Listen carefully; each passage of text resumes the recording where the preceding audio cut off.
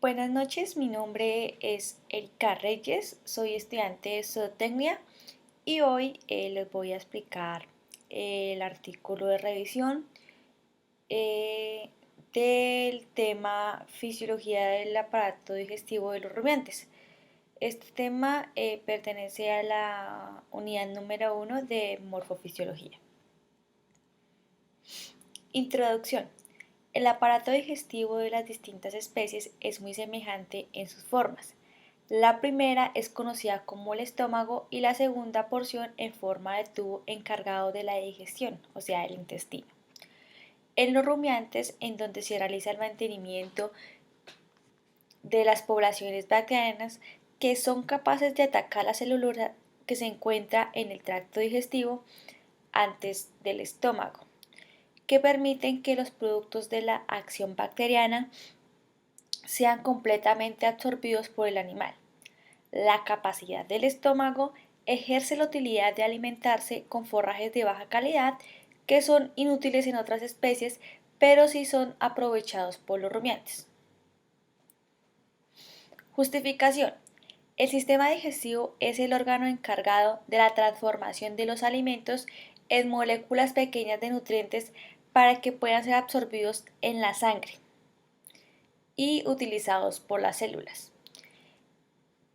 Es de gran importancia conocer el sistema digestivo, ya que de esta forma se entenderá su funcionamiento y su forma adecuada, de cómo suministrar los alimentos que serán consumidos por el animal y que estos no afecten de igual manera a su organismo.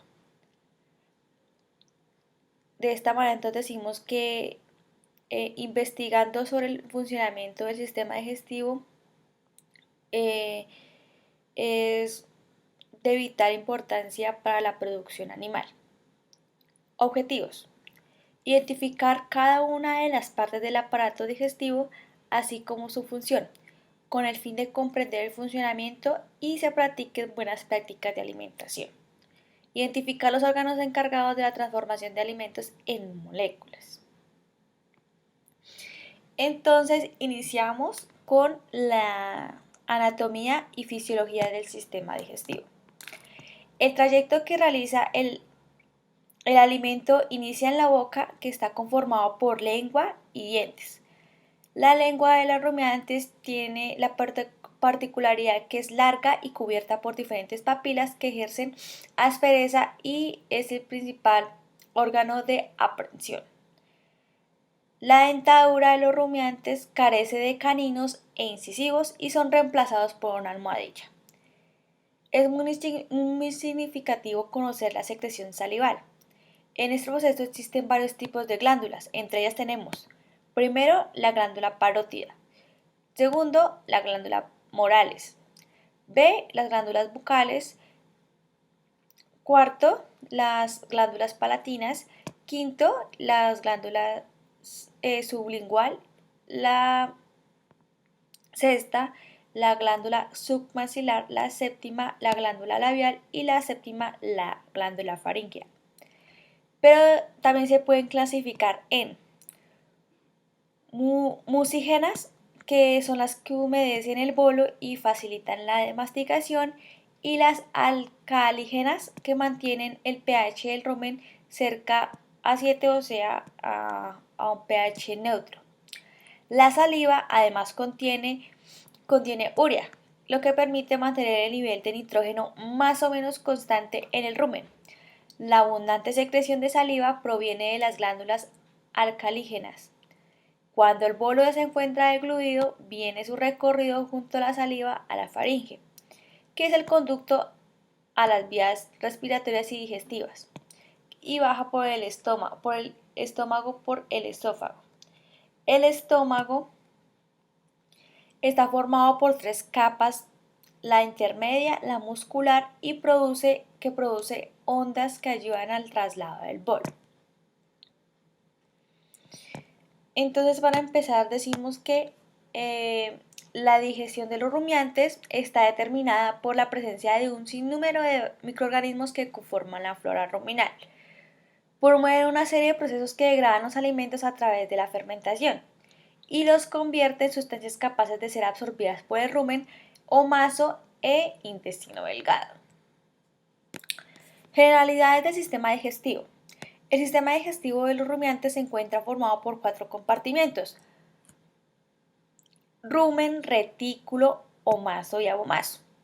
El aparato digestivo desde el punto de vista fisiológico se encuentra dividido en 2 sectores: el sector anterior, donde se encuentra el omaso y abomaso.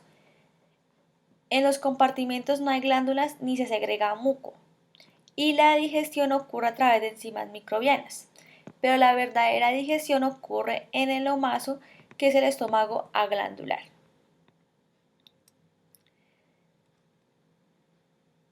Acá tenemos entonces el comportamiento del rumen retículo, y decimos que el alimento es recogido por la lengua hacia la boca, como ya lo habíamos dicho. Pasa al esófago, entra al rumen, donde la población de microorganismos comienza a fermentar los alimentos. Las partículas grandes de fibra se regurgitan hacia la boca para más destrucción física, o sea, la rumia. Luego pasan de nuevo al retículo rumen. Algunos productos de fermentación, como ácidos grasos volátiles, pasan a la sangre a través del retículo rumen. El tiempo de retención de la ingesta en el retículo rumen varía. La porción más líquida de la ingesta se puede quedar en el rumen de 10 a 12 horas, mientras que las partículas de fibra pueden ser retenidas en el rumen de 20 a 48 horas. La ingesta sale del retículo rumen, contiene pequeñas partículas de alimento que han escapado a la fermentación y forman una fuente rica de proteínas derivadas de los microorganismos que se han multiplicado dentro del rumen. En este orden de ideas decimos que el retículo rumen se encarga de: primero, de la preparación del alimento para la digestión química en el omaso e intestino delgado. Segundo, mezcla el alimento y degrada la celulosa por bacterias y protozoos. Tercero, regurgita y remastica el alimento en la boca. Y 4, realiza la distribución del alimento remasticado en el rumen retículo y paso al abomaso. El desarrollo del rumen involucra la implementación de la masa microbiana y la capacidad de la absorción de los nutrientes. Resulta entonces más significativo el tiempo que transcurre entre el desarrollo morfofisiológico digestivo y los procesos digestivos de fermentación ruminal proveída por la relación simbiótica. El rumen se encuentra densamente poblado por una gran variedad de hongos y protozoos, que son responsables de los procesos digestivos que tienen lugar en el estómago. Así, de esta manera se establece la relación simbiótica entre el animal y los microorganismos ruminales. El rumen es una cámara de fermentación anaeróbica, donde la población microbiana se mantiene al digerir y masticar alimentos con regularidad, eliminando ácidos producidos, que arrastran los residuos alimenticios no digeribles y los productos microbianos, y manteniendo las condiciones óptimas de pH, temperatura para el crecimiento de los microorganismos. Dentro de eso, entonces, decimos que las principales funciones del rumen y los microorganismos ruminales son: la digestión de carbohidratos de las plantas, como celulosa, hemicelulosa, almidón y azúcares a glucosa; conversión de glucosa a ácidos grasos volátiles, principalmente acético, propiónico y butírico; digestión de la proteína de los animales; síntesis de proteína bacteriana; síntesis de vitaminas hidrosolubles, principalmente vitaminas del complejo B; digestión de grasas y la hidrogenación de grasas insaturadas. Entonces ahora hablaremos del retículo. El retículo se encuentra situado en la parte anterior de la cavidad abdominal. El retículo y el rumen son encargados o son considerados, como ya lo decíamos, un solo órgano, separados por el pliegue reticular, lo que facilita el intercambio y digesta de un sitio de fermentación.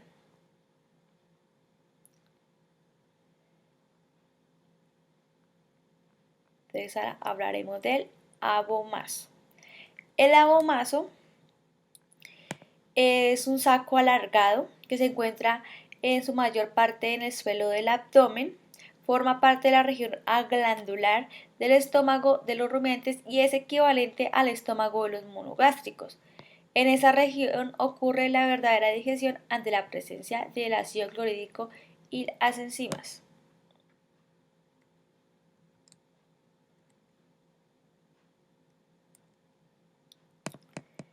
Tenemos aquí entonces la gotera esofágica. La gotera esofágica, entonces decimos que el rumen está conectado con el omaso a través del cuello corto y estrecho que determina llamado el orificio retículo omasal, que se extiende desde la cardia hasta el omaso. El retículo el orificio reticulomasal está formado por dos pliegues musculares que se cierran para digerir los alimentos desde el esófago hasta el omaso sin pasar al rumen. Este cierre se produce por un reflejo que inicialmente se atribuye a las sustancias presentes en la leche, pero después se evidencia que es un patrón de comportamiento unido con la estimulación. En el rumiante adulto solo funciona si se ha mantenido el estímulo para el cierre, suministrando los nutrientes con teteras o algunas soluciones minerales de cobre y de sodio para provocar un efecto similar. El omaso.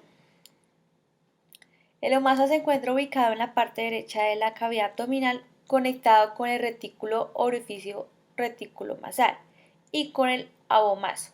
La función del omaso aún no se comprende totalmente, pero parece ser que atrapa las partículas pequeñas de ingesta, comprime los alimentos y extrae líquido. Además, en este órgano se absorbe agua y otras especies moleculares pequeñas como electrolitos inorgánicos. El omaso contrarresta por absorción el exceso de carga ácida osmótica, acuosa o amoniacal de dicho contenido, lo que protege al abomaso y al duodeno de la llegada de un quimo anormal y asegura una buena digestión.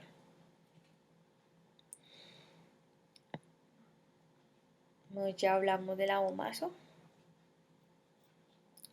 Ahora vamos a hablar de los intestinos. El abomaso y el intestino delgado, entonces hablamos del duodeno, yeyuno e ilion, tienen funciones similares en los rumiantes y en los monogástricos. Estos órganos donde los residuos fermentados, no fermentados de los alimentos y los microorganismos ruminales se someten a la digestión enzimática y sus productos se absorben para ser utilizados en los diferentes procesos metabólicos en dependencia del fin productivo animal. La velocidad de digestión en los alimentos en los rumiantes es más lenta que en los monogástricos, pero también los sustratos, o sea, los alimentos, son modificados con mayor intensidad. Entonces, decimos que mientras que la ingesta se mueve a través del intestino delgado, los productos de la digestión enzimática son absorbidos por los eritrocitos y movilizados hacia la sangre. Y al final del intestino delgado, los residuos no digeridos pasan al ciego. Intestino grueso. El intestino grueso está compuesto por el ciego y el colon y se une al ilion a través del orificio ileocecal. El ciego y el colon son áreas de colonización microbiana y fermentación de aquellas fracciones alimentarias que sobrepasan la fermentación ruminal y la digestión en el intestino delgado. Las bacterias presentes en el intestino grueso se suspende muy poco de las del rumen.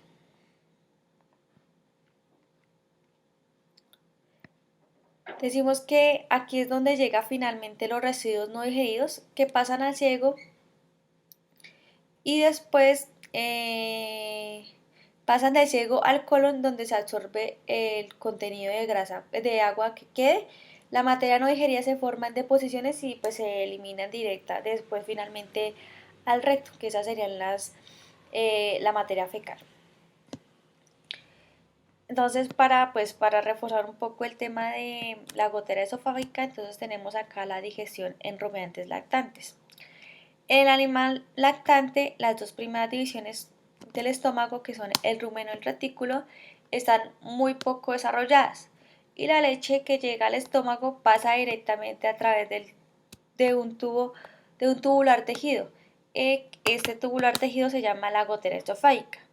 Al tercer y cuarto compartimiento, que es el omaso y el abomaso. Durante la primera etapa de la vida, las características de la digestión que realizan los pologástricos se reflejan mucho a la digestión de un monogástrico. En el momento que el lactante, ya sea cerdo o un cordero, empiezan a comer alimento sólido, el rumen y el retículo comienzan a aumentar su volumen hasta que el animal adulto abarca el 85% de la capacidad total del estómago. Bueno, y así se considera que a las 6 semanas de los terneros ya poseen flora ruminal normal. Y a los 3 meses, cuando ya se han destetado, entonces eh, eh, poseen un desarrollo suficiente del rumen y están en condiciones de dejar de amamantar. Entonces aquí tenemos, para complementar el tema del rumen y el retículo, entonces tenemos el proceso de la rumia. La rumia es la regurgitación de la ingesta seguida de la remasticación, la resalivación y la nueva deglución. Esto se logra para disminuir el tamaño de la partícula del alimento y aumentar la superficie para la fermentación microbiana. La rumia ocurre principalmente cuando el animal descansa y no come. La fibra aumenta la actividad de la rumia, mientras que los alimentos concentrados la reducen. Entonces aquí tenemos las fases de la rumia. La primera fase entonces es la regurgitación. En esta encontramos la inspiración del glotis para cerrar el glotis. Tenemos la concentración de los pilares del rumen con aperturas de las cardias. Tenemos también las ondas antiperistálticas del estófago. En la fase de la remasticación encontramos un mayor número de golpes masticatorios por bocado. En la tercera etapa o fase, que es la reensalivación, encontramos mayor volumen de saliva por mayor masticación. Y en la cuarta fase, que es la fase de redeglución, encontramos un estímulo de receptores nerviosos táctiles en las cercanías de las cardias. Entonces decimos aquí que en la digestión ruminal la comida entra, como ya lo habíamos dicho, al esófago y llega al rumen. En el rumen hay microorganismos que empiezan a degradar la comida. El rumen así entonces envía la comida al retículo. El retículo actúa como control de calidad para que esté suficientemente digerido y a este proceso se le conoce como rumiación, que consiste en masticar, revolver y devolver el bolo y así pues sucesivamente. Es un mecanismo para degradar bien todo el alimento y los rumiantes pasan hasta 8 horas del día rumiando y producen aproximadamente 180 litros de saliva en el proceso. También se generan en este proceso entonces gases y eructos. Y una vez la comida ha sido suficientemente molida, el retículo envía todo para el omaso, donde se absorbe parte del agua de este contenido. Luego la comida llega al abomaso y este actúa básicamente igual que un estómago de un monogástrico. Microorganismos ruminales. El sistema microbiano ruminal es un proceso activo regulado mediante complejos mecanismos bioquímicos. En el rumen existe una fase gaseosa donde podemos encontrar metano y dióxido de carbono, y otra acuosa que tiene dos estratos, el estrato ventral que contiene 90% de agua y el 10% de materia seca, donde están las partículas de alimento de mayor densidad y de forraje con más de 12 horas de digestión, y el estrato superior que contiene 80% de agua y 20% de materia seca, conformado por un manto de forraje de baja densidad. Es así como los estratos difieren en la composición y actividad microbiana.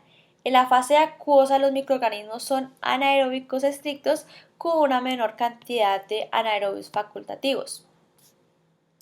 Entonces, de esta manera decimos que las bacterias forman la mayor parte de los microorganismos y hay un máximo de 40% de protozoarios y el 8% menos de hongos.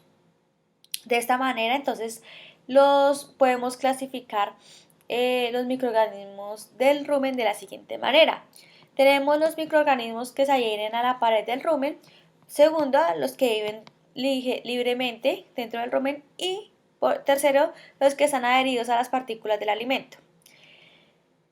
En el grupo número 3, que son los que están adheridos a las partículas del alimento, este grupo presenta el 75% del total de los microorganismos ruminales y desde el punto de vista ecológico son los que presentan mayores ventajas, ya que estos pueden ser promovidos del rumen más fácilmente por el flujo de la ingesta.